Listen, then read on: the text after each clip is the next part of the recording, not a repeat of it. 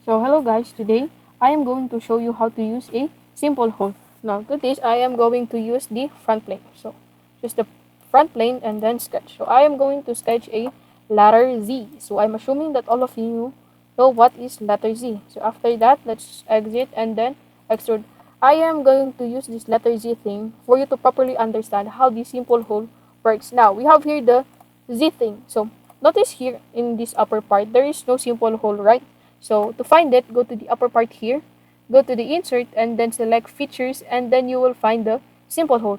Now if you click the simple hole, notice on the left side here, it says that select a location and a planar face of the center of the hole. So we're going to choose a planar face for the center of the hole. So I'm going to choose this one. So click and notice that we have the hole here.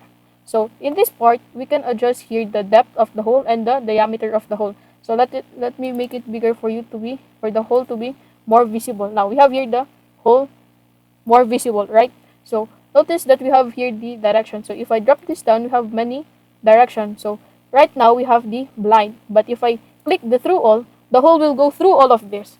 But then if I click the up to next, the hole will only go to the next here, right?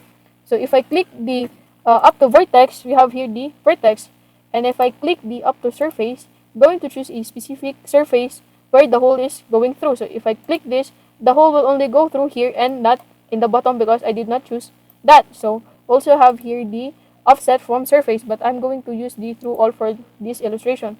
So we also have here the draft inward. This is draft inward, and if I click this one, it will draft outward, but I'm not going to choose that, so we're going to uncheck it and then click check. Now we have here the holes, right? So notice that the hole is still blue, means it's not yet fully defined, right? So to make it fully defined, click the hole and edit the sketch. So we have here the hole, right? So click the smart dimension, find the origin of the circle here, wait until it turns orange, click and then click here.